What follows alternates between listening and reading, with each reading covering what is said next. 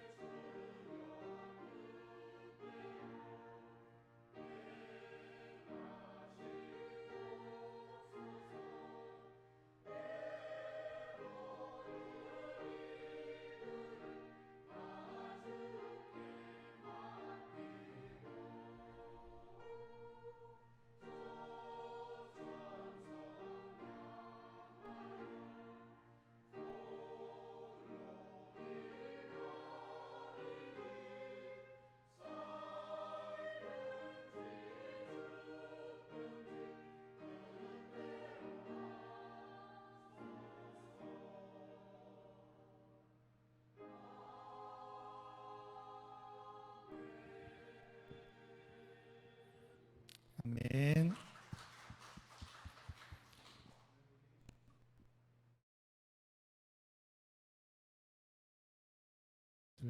오늘 우리에게 주신 하나님의 말씀은 사무엘상 7장 12절 말씀입니다.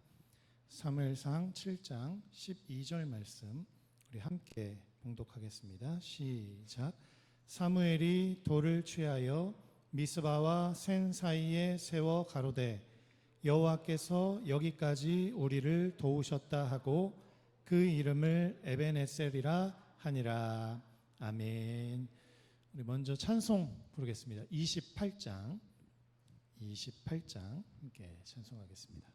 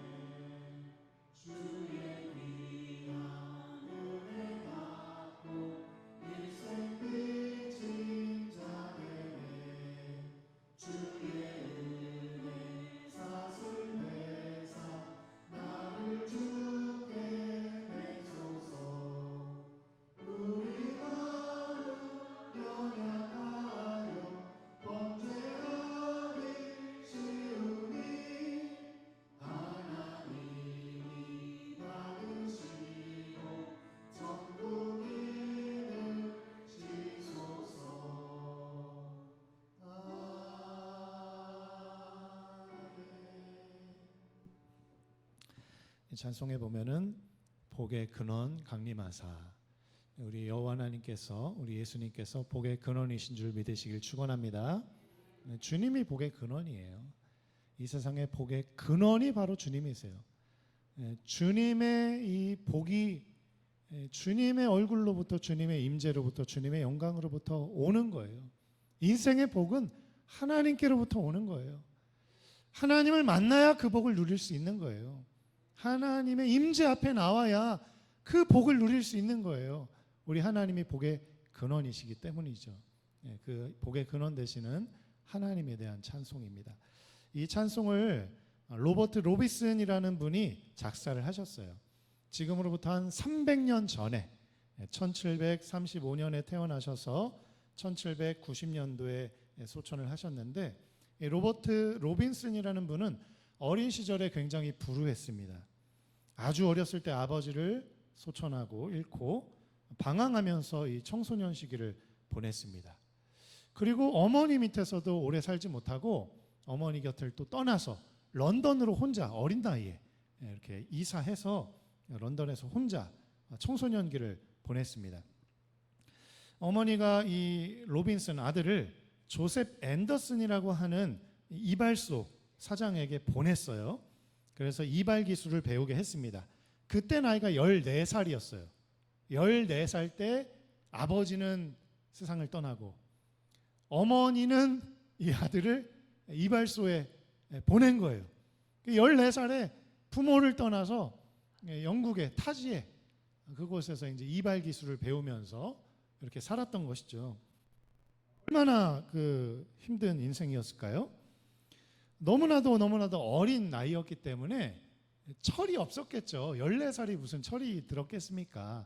그러니까 이 이발사 사장님이 너무 마음에 안 드는 거예요. 이 천진난만한 이 로버트 로빈슨을 바라보면서 너무 마음에 들지 않는 거예요.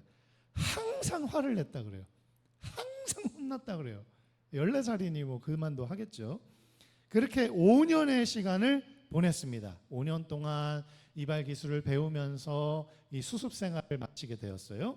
그리고 이제 로빈슨이 독립하게 되었습니다. 독립하게 되면서 이제 그래봤자 14살에서 5년 지났으니까 19살이에요. 아직도 어린 아이죠. 그러니까 앞으로 어떻게 살아가야 될지 막막하잖아요. 부모님 없죠. 혼자 살아가야 되죠. 또 이제 이 사장님 곁에서 이제 떠나서 독립을 해야 되니까 얼마나 두려웠겠습니까? 그래서 이 로버트 로빈슨이 점쟁이를 찾아갑니다. 점쟁이를 찾아가요. 우리나라는 뭐 점 보는 게 뭐 있겠지만 영국에는 아마도 이 수정구슬 같은 걸로, 구슬, 큰 이런 수정구슬 같은 걸로 이렇게 점을 쳤던 것 같아요. 점을 쳤습니다. 그랬더니 이 술에 취했던 여자 점쟁이가 수정구슬을 들여다보면서 이렇게 이야기했다 그래요. 젊은이, 당신은 손자 손녀를 볼 때까지 오래 살 것이네. 이렇게 얘기를 했다 그래요. 점쟁이가. 네.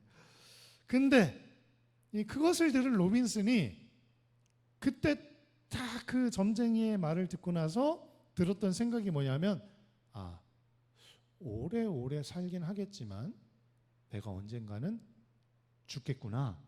이제 그 생각이 이 19살 어린 로빈슨에게 딱 들었던 것이죠. 물론 어떤 사람은 오래오래 살 것이네, 그런 얘기에 어떻게 보면 위로를 얻고 위안을 얻을 수 있었겠지만, 이 청년은 그 앞에 구절이 아니라 이 뒤에 오래오래 살겠지만 언젠가는 나도 죽겠구나. 이 죽음에 대한 생각이 이 점쟁이의 말을 통해서 탁 들어오게 되면서 이 로빈슨이 괴로운 나날을 보냅니다. 내가 언젠가 죽을 텐데, 내 앞에 죽음이라는 것이 놓여 있을 텐데 나는 어떻게 살아가야 되나. 이제 이 고민이 생기게 된 거예요. 그렇게 인생의 많은 문제들로 고통스러운 나날을 보내던 중에 이제부터는 좀 제대로 인생이 이렇게 역전되는 순간이에요. 그 당시에 가장 유명했던 부흥사가 누구였냐면은 조지 휘필드라는 목사님이 가장 유명한, 전 세계적으로 유명한 부흥사였어요. 근데 조지 휘필드 목사님은 원래 영국에서 활동을 하셨지만 미국에 건너가서 미국에서도 부흥운동을 막 일으키셨던 그런 분입니다. 그런데 하필 미국에 있다가 영국 고국으로 향해서 돌아와서 고국에서 집회를 열던 그 즈음에 이 로빈슨이 그 이야기를 듣고 이 휘필드 목사님의 말씀을 들으러 그 집회 장소에 가게 돼요. 그리고 나서 이 휘필드 목사님의 집회에 참석하고 나서 그 말씀을 들었는데 그 말씀이 어떤 말씀이었냐? 마태복음 3장 7절 말씀이었습니다. 마태복음 3장 7절 말씀을 제가 봉독해 드리겠습니다. 요한이 많은 바리새인과 사두개인이 세례 베푸는 데 오는 것을 보고 이르되 독사의 자식들아 누가 너희를 가르쳐 임박한 진노를 피하라 하더냐. 그러니까 이 로버트 로빈슨은 가뜩이나 이 점쟁이 말을 듣고 나서 이 죽음이라는 것에 나도 언젠가는 죽는 사람이구나, 나도 언젠가는 죽겠구나, 이 죽음의 문제 앞에서 고민하고 있었던 찰나에 이 조지 휘필드 목사님의 말씀, 이 성경 구절 마태복음 말씀, 이 말씀을 통해서 죽음 이후에는 심판이 있구나, 심판 이후에는 하나님의 진노가 있구나, 그 진노를 벗어날 수 있는 길이 나에게는 없구나, 이걸 깨닫게 되어지면서 하나님의 그 말씀 앞에 볼품없는 나의 모습을 보게 된 거예요. 하나님 앞에 떳떳하게 내세울 것 없는 나의 모습, 자랑할 것 없는 모습, 부족한 나의 모습을 보게 된 거예요. 그리고 나서 그 말씀을 들은 이 로버트 로빈슨이 하나님 앞에 철저하게 회개하면서 간절히 기도했다고 합니다. 주님, 벌레만도 못한 저를 용서해 주옵소서. 그리고 주님, 저를 사용해 주옵소서. 제가 이제부터는 주님을 위해 살겠습니다. 주님, 주님을 위한 사역을 다 마치고 죽는 그날 평안하게 주님 앞에 나아갈 수 있도록 그 심판과 진노를 피하고 주님 안에 평안한 삶을 살아갈 수 있도록 주님 저를 붙잡아 주옵소서. 이렇게 간절히 하나님 앞에 회개하면서 기도했던 것이죠. 사실 배운 것이라고는 아무것도 없었죠. 이발 기술 하나 이제 5년 동안 배웠던 거 그거밖에 없는데, 그런데 그런 그를 하나님이 사용하시기 시작합니다. 그가 이제 신학 공부를 또 시작해요. 그리고 나서 지역 교회로 파송됩니다. 그리고 말씀을 전하는 사람이 됩니다. 그렇게 평생을 23살 때부터 평생을 하나님 앞에 헌신하여서 하나님의 사명을 감당하는 그런 목회 여정을 살았던 분이 바로 이 로버트 로빈슨이라는 분이에요. 그러던 어느 날, 목회를 하던 어느 날 하나님으로부터 무한한 은혜와 감동과 감화가 막 찾아와서 그것을 이제 글로 쭉 이제 시로 썼습니다. 내가 진짜 점쟁이에게 내 미래를 어떻게 살아갈 것인가에 대해서 묻고 그렇게 내 앞날을 걱정하고 근심했던 내가 무슨 은혜인지 하나님을 만나게 되고 하나님의 말씀을 듣게 되고 하나님께 헌신해서 하나님의 사명을 감당하는 이런 쓸모있는 사람으로 내가 변화된 것에 대해서 너무 감사한 마음이 막 물밀듯이 물려오게 된 것이죠. 그러면서 바로 우리 주님이 나의 복의 근원이 되시는 분이시구나, 이제 그게 깨달아지게 되면서 이 시를 한 편을 쓴 것입니다. 그 시가 복의 근원 강림하사 찬송하게 하소서. 한량없이 자비하심 측량할 길 없도다. 천사들의 찬송가를 내게 가르치소서. 구속하신 그 사랑을 항상 찬송합니다. 이 시의 고백이 바로 이 300년 전 로버트 로빈슨의 고백이었던 것이죠. 이 찬송은 하나님 그분 자체가 복의 근원이시다라는 것을 노래하고 있어요. 복되신 주님께서 우리에게 찾아와 주옵소서 이렇게 간구하고 있습니다. 그리고 나의 심령이 주님을, 그런 복의 근원 되시는 주님을 마음껏 찬양할 수 있도록 나의 영혼에 주님 기름 부어 주옵소서 이렇게 기도하고 있는 거예요. 찬양도 내가 하고 싶다고 할 수 있는 게 아니에요. 오전 말씀에도 제가 말씀드렸지만 찬양을 이 예배 시간에 같이 나와 있잖아요. 예배 시간 나왔다고 찬송가 부른다고 다 같이 찬양하는 게 아닙니다. 찬양할 수 있는 마음이 그거 거저 주어지는 게 아니에요. 때로는 예배 장소에 나와 있지만 앞에서 찬송 인도하고 찬송가를 부르는 시간이지만 내 입조차 떼고 싶지 않을 때도 있어요. 인간의 마음이에요. 그 찬송할 마음도 주시는 분이 하나님이시라는 거예요. 그래서 나로 하여금 주님을 찬송하게 하소서라고 간구하고 기도하고 있는 것이죠. 주님께서 우리의 마음을 움직이실 때 우리가 주님 앞에 나와서 찬양 부를 수 있는 것이고, 주님이 우리의 마음을 감동시킬 때 주님이 우리의 마음을 다해서 하나님을 예배하고 경배하고 찬양하게도 하시는 것이죠. 그것조차 은혜라는 거예요. 이 오후 예배에 나올 수 있는 것조차 하나님의 은혜라는 거예요. 예배 시간에 나와서 그냥 가만히만 앉아 있는 것이 아니고 찬송가를 부를 때 입술을 열어서 마음을 열어서 영을 열어서 하나님을 찬양할 수 있는 이것조차 하나님의 은혜라는 거예요. 그렇게 하나님을 찬양할 때, 우리의 마음을 열어 우리의 영을 열어 하나님을 찬양할 때 그 복의 근원 되신 하나님이 우리 가운데 찾아오시고, 또 하나님의 은혜를 경험할 수 있는 것조차 하나님의 은혜라는 거예요. 하나부터 열까지 하나님의 은혜가 아닌 게 없다는 거예요. 그런 하나님의 은혜 가운데 살아가시는 우리 성도님들 다 되시기를 간절히 축원합니다. 주님께서 우리의 마음을 움직이시고 우리 입술을 움직이셔서 주님 받으시기 합당한 찬송을, 돌들도 산들도 바다도 계곡도 하나님을 찬양할진대 영혼을 부어주시고 하나님의 마음도 부어주신 우리 인간들이 더욱더 주님을 찬양해야 될진대 우리 입술을 열어 우리의 마음을 열어 더욱 하나님을 찬양하는 우리 성도님들 되시기를 간절히 축원합니다.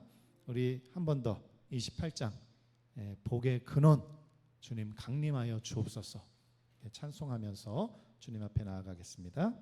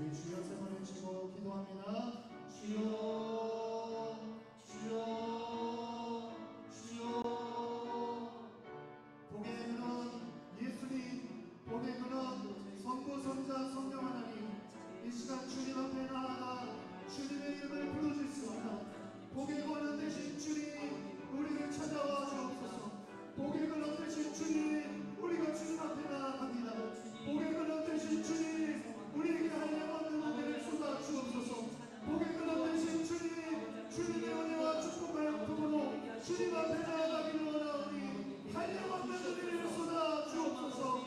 주님 앞에 간절히 기도하며 간구합니다. 주님 이 시간 복음의 그런 내시를 주님 앞에 나아가오니 주님 우리 주님의 영광을 맛보게 하시고 주님의 은혜를 경험하게 하시고 주님의 은혜와 사랑 가운데 풍성한 삶을 살아가게 하여 주옵소서. 주님이 바로 그 복의 그런 애 되시며 주님의 바로 복의 원천이 되시는 주님이십니다. 이 시간 주님 앞에 나아가 예배하며 우리 심령들을 주님의 복으로 채워 주옵소서. 주님의 은혜로 채워 주옵소서. 주님의 긍휼과 자비로 채워 주옵소서. 주님을 찬양합니다. 주님을 예배합니다. 주님을 경배합니다. 주님을 영광하여 주시고 주님을 영광하여 주님을 영광하여 주시고 우리 입술을 열어 우리 마음을 열어 우리 영을 열어 주님 앞에 찬양하며 예배하며 경배하는 우리 모두가 되어서 할 수 있도록 주님 역사하시고 주님 기름 부어 주옵소서. 주님을 시간합니다. 주님을 인사합니다. 주님을 인사합니다. 주님을 인사합니다. 주님이 복에 오늘은 영광받아 주옵소서.